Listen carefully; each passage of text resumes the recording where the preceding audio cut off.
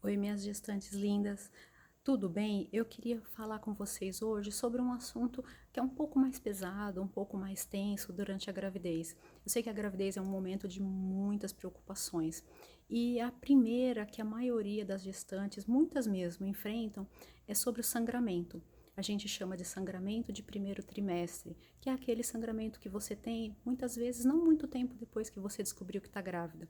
Aí você vai lá no pronto-socorro ou vai procurar o seu médico e vai aparecer lá escrito no pedido de ultrassom: ameaça de aborto. Nossa, pronto, a gente já vai ficar apavorada. Eu sei que vocês vão ficar com muito medo, vão ficar muito nervosas, mas aí vocês vão me procurar. E o que nós vamos fazer? Nós vamos fazer aquele exame. Lembra do primeiro trimestre que eu falei no outro vídeo? Aquele exame intravaginal. É esse mesmo que a gente tem que fazer nessa hora.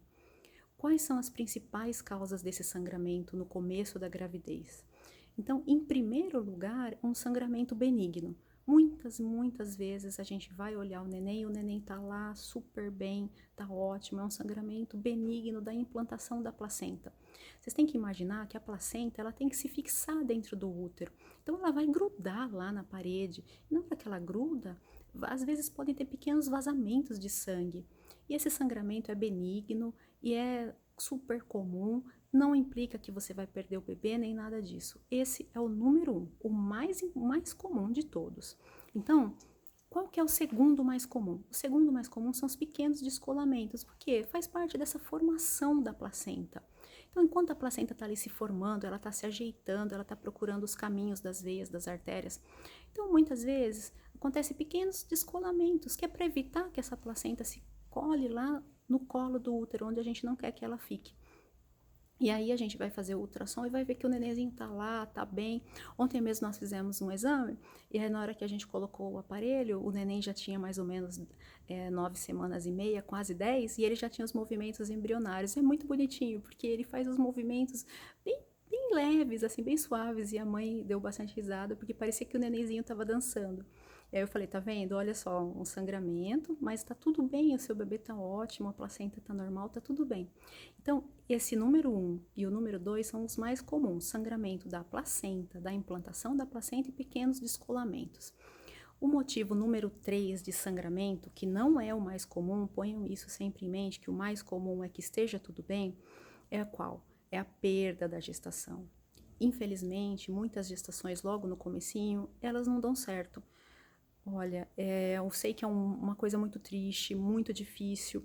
E aí, o que que acontece? Você tá lá, tá com sangramento, e muitas vezes a gente vai ver o quê? Vai ver um saco gestacional vazio, já desenvolvido. Às vezes a gente vê um embriãozinho já de um certo tamanho, sem batimento do coração. Às vezes a gente não vê nada, às vezes a gente vê um monte de coágulos lá. E aí, em alguns desses casos, a gente já pode afirmar que a gravidez não vai para frente, infelizmente. Sempre é um momento muito triste, muito difícil, que eu tenho que dividir com muitas mamães. Eu imagino a dor que vocês sentem, eu já testemunhei muitas vezes, eu sei que é muito difícil. Muitas vezes, nesses casos, são gravidezes que, se você não fosse bem certinha, bem orientada, não tivesse feito o exame de gravidez, você nem ia saber que estava grávida. Muitas vezes você ia ter um atraso menstrual e depois ia ter um sangramento e falar assim: nossa, minha menstruação atrasou esse mês. E pode ter sido uma perda, porque essas perdas no início, elas não são raras, elas são frequentes. E a maior parte das vezes, elas são causas naturais, elas são causadas por malformação no embriãozinho. Olha, eu sei que às vezes é triste a gente falar, mas é como se fosse quase que um controle de qualidade. Aquele embriãozinho que formou, aquele óvulo, aquele espermatozoide, às vezes não estava legal, formou, às vezes tinha algum problema, algum defeito, e aí não consegue evoluir, e isso acontece o quê? A perda da gestação. Nem sempre precisa fazer curetagem, isso eu vou dar uma orientada para vocês na hora, mas quem vai definir é o seu ginecologista obstetra. Tá? E existe a quarta causa, que é a causa mais importante, que é uma das minhas emergências como médica ultrassonografista, que é a gravidez nas trompas. O nome bonitinho de médico é gestação ectópica. Gestação ectópica quer dizer gestação fora do lugar normal. Popularmente, o pessoal fala de gravidez nas trompas. Então, o que que acontece? Na hora que quando a fecundação, ela não acontece lá dentro do útero, ela acontece nas trompas. Depois que o espermatozoide encontra o óvulo, que dá mais ou menos dentro da trompa, ele vai caminhando dentro dessa trompa e vai descer até o útero, onde o nenenzinho vai se implantar e vai se desenvolver como uma semente. Muitas vezes, ele vai parar no meio do caminho. Então, ele vai parar onde? Na trompa, ou às vezes fora da trompa, vai grudar no ovário. E aí, o que que acontece? Aquele embriãozinho inicial, ele começa a se desenvolver. E ele vai se desenvolvendo, às vezes até 6, até 7 semanas, e de repente a mulher começa a ter uma dor muito intensa. Gente, não é uma coliquinha só simples, uma dor muito forte, que começa a ser seguida de um sangramento, que é um sangramento que vai aumentando. E aí você realmente sempre, quando tem um sangramento, principalmente um sangramento intenso, dor intensa, tem que procurar um serviço de pronto atendimento, um serviço da maternidade de vocês. Se vocês tiverem condições de já contatar o seu ginecologista obstetra, logo, porque o Brasil é muito grande, a gente tem realidades muito diversas. Então, se você tem essa condição, você já contacta o seu obstetra. Se você não tem essa condição, você vai procurar o seu serviço de pronto atendimento. Lá no pronto atendimento, ele vai fazer uma avaliação primeiro clínica, que é ver como você está, ver o colo do útero, ver como está esse desenvolvimento, e ele vai pedir uma ultrassonografia. Aí lá que eu vou entrar. Então, o que que eu vou fazer? Eu vou fazer tudo aquilo que eu já tinha explicado do que a gente procura no primeiro ultrassom. E muitas vezes, o que que vai acontecer? Na hora que eu chegar ali perto do ovário, eu vou ver uma bola de sangue fora do ovário.